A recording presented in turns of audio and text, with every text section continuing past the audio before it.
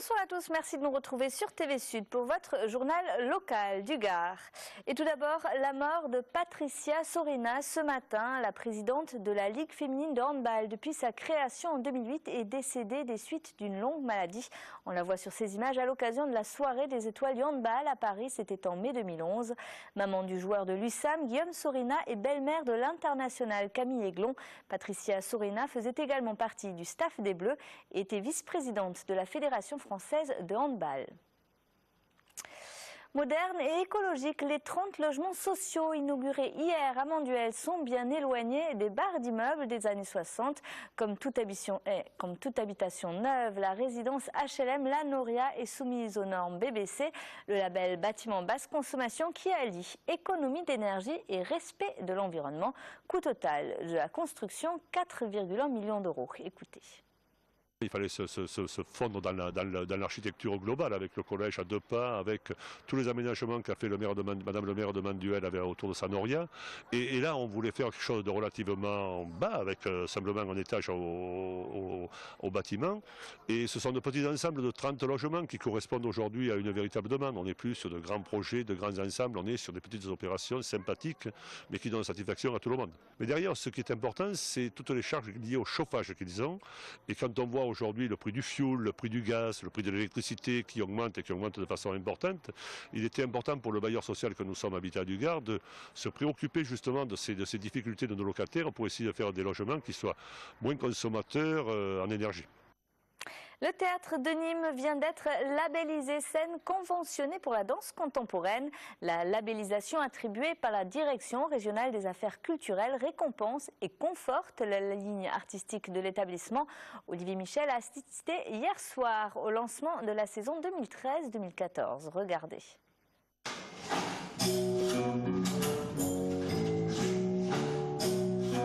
Ce sont les bruitages et les sonorités Pink Floydiennes de la face cachée de la Lune qui ont lancé la saison 2013-2014 du Théâtre de Nîmes. Une saison qui commence bien avec l'attribution par le ministère de la Culture du label Scène conventionnée pour la danse contemporaine, un label qui récompense 4 ans de travail et de programmation. Ce type de conventions viennent souvent à l'issue d'un travail de longue haleine qui a été conduit ici par le directeur du théâtre, François Noël, qui a mené un véritable travail d'excellence dans le domaine de la danse en accueillant des artistes associés comme Alain Buffard voici quelques années, cette année en accueillant les gens du Quai et demain la compagnie La Zampa, qui sont 3 représentants émérites de la danse contemporaine en Languedoc-Roussillon. Une reconnaissance pour la scène nîmoise qui intègre ainsi un réseau de scènes nationales et va pouvoir s'engager dans des productions d'artistes comme avec Rocio Molina lors du prochain festival de flamenco. On va l'aider financièrement, on va apporter une part de coproduction et puis on accueillera son spectacle. On va être dans un réseau de coproducteurs avec la Biennale de la danse de Lyon, le Théâtre national de Chaillot, le Théâtre Salle d'Ouest de Londres. On s'inscrit dans un réseau de partenaires et de coproducteurs de cette envergure. Le label est attribué pour 3 ans et assure un soutien financier de l'État de 50 000 € par an qui viendra s'ajouter au budget de fonctionnement versé par la ville de 3,5 millions d'euros.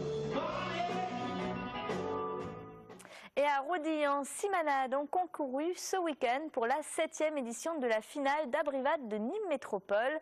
De la conduite des taureaux à la tenue vestimentaire, chaque détail est évalué pour déterminer si les équipes respectent la tradition des gardiens et départager les manadiers. Reportage Alain Belon. Pour le festival d'Abrivade de Nîmes Métropole, les juges devaient noter la tenue du gardien ainsi que la présentation du cheval avec son harnachement, mais aussi le travail des 9 gardiens avec 5 taureaux, sur un parcours de 1,2 km partagé entre terre et goudron. Une situation inédite pour un concours.